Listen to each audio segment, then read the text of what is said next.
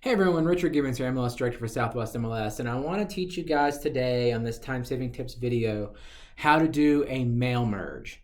Now, this is going to be applying to if you use Microsoft Office. So if you have Microsoft Outlook, Word, and Excel, that's how this one's going to work.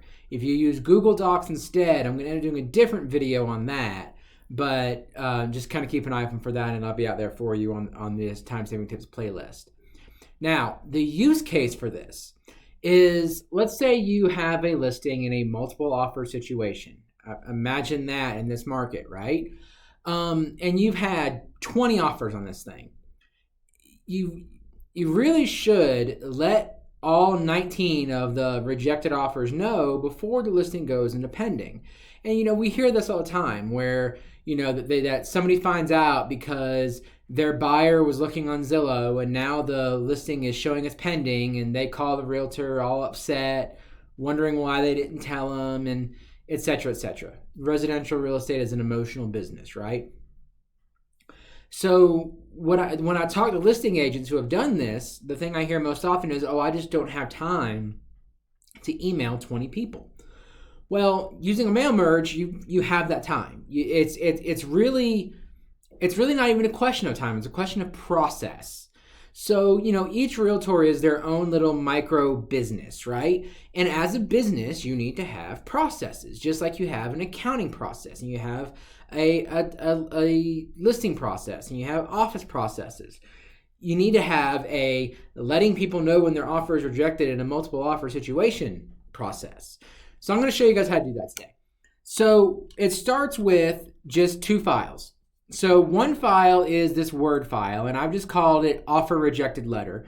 And it's one that you're going to reuse over and over and over again. And then just each time you have a property for sale, you create an Excel file for it. So let me show you the Excel file. I just have this one named 123 Main Street. So part of your process is to just name it whatever the address is, or however else you want to, maybe your customer's name or something. And you just have two columns. You have a name column and you have an email column.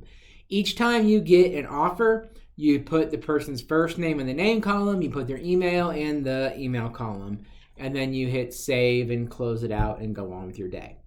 So let's just say that we've done that now. So we have these 20 offers from these 20 people, and we get to the end and the seller has picked, let's say they picked Aubrey's offer. So we're going to delete Aubrey off the list now, and then we're going to save it. So now we're done with this document. We're going to close it out, and we're going to open up our offer rejected letter email. So this is just an email. I literally went onto Google and typed in offer rejected letter and just grabbed one of the options off of there. I think it was the fourth or fifth one down. It was from a NAR conference. I think it was mid-year 2021. But so we have this letter here, and it's just a real basic. The seller and I want to thank you and your clients for your outstanding offer, et cetera, et cetera. There's two places you can update here. So, there were 5 written offers. In this case, we had 20 written offers. So I'm going to update that. And then down here it says, I'm sure your clients want to know what they could have done to improve their offer. While I'm not at liberty to disclose the amount, I have been given permission to share that it is an all-cash offer. So, just whatever you do have permission to share about the offers, just type that in here. Maybe you do have, this home sold for, $70,000 over asking, and it's an all-cash offer. Or whatever you want to disclose there, you're good. The rest of it is just kind of a generic form letter. Now, when you're ready to actually send it, you come up here and you click on mailings. So, and then you'll come up with these options you have across the top here. So the first thing you do is you click on Start Mail Merge, and you choose Email Messages. And you'll see the screen will change a little bit, so it's no longer showing on paper. Now it's showing like it's an email. And the next thing you're going to do is click on Select Recipients. So click Select Recipients, click on Use an Existing List. And it's going to come up and it's just going to ask you where your list is. Now your list is the Excel file that we created. So I'm going to go to my desktop. I'm going to choose the Excel file right here, 123 Main Street, and hit open. Now this screen you won't see. This is a special setting I have for something else, but this will be the first screen that pops up for you. It's just asking you to choose the sheet that you've done, And then right here, you have this option for first row of data contains column headers. So a header is like that first row I have, it says name and email before it starts the actual names and emails. So you want to make sure you check that so it tells the program to ignore that first row. And hit OK. Now what you're going to do next is you're going to do what's called an insert merge field. So if you click on this, you're going to see it has the two columns we created. It has the name column and the email column. So you click where you want the name to go, which is going to go right here after dear. And you click name. And you'll see it's going to insert the thing right here where you have name with the little brackets around it. And what that's telling you is that for each record, it's going to insert the person's name there. If we can actually click right here on where it says preview results, and it'll show you the first record is for Misha. So it's entered Misha's name. If we go to the second record, it's Calum. The third record is Tamina, so on and so forth. So you can use this preview results right here to toggle back and forth between that. And that's what I was saying earlier, where you can add additional columns. If you wanted a column where you enter the amount of the offer, then, and you wanted to have a merge field for, your offer of $300,000 was rejected or whatever you want to say, then you can do that. But again, just kind of keeping it simple for this example. Once you learn how to use it, you can expand from there.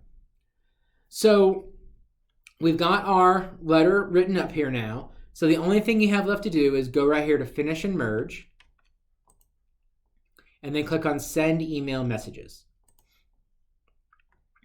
Now here it's going to ask you, what are you sending it to? And you have an email column, so it auto-detected that's likely what you're going to want, but just make sure it's on the right column here. And then you just pick a subject, and you can just say offer rejected 123 Main Street, or whatever other subject line you want to come up there. Maybe you can come with one that sounds a little nicer than that. But then otherwise, you just make sure it's on all, and you click OK. And if I had my Outlook open, you would be able to go over here and you'd see in Outlook, you'd have the outbox and it's processing all of them. You can see it's going through all the different records up here. You see Debbie, Mencham, Elisha, Hugh, Roxana, and then now it's done. Well, I'm sorry, still going. So once it finishes that, now you can go over to Outlook and you'll be able to see that all these emails sent out. So just like that, I mean, this entire video we're at 7 minutes and 40 seconds, and I just emailed 20 people. And that was with going slow to explain it to you. So again, I can't stress enough how important it is to have processes in place. Oh, I don't have time to email 20 people really isn't a good excuse. It's a great professional courtesy. It prevents your fellow realtors from looking bad to their buyers.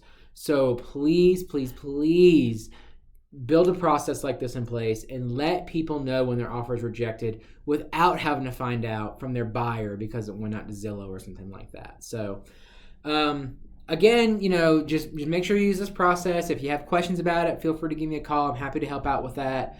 Ken and Adrian can help as well. And, we're certainly here to help, and we really want to, help everybody play nice in the sandbox together, right? So thanks for tuning in, and, just, again, reach out if you have any questions. Y'all have a great day.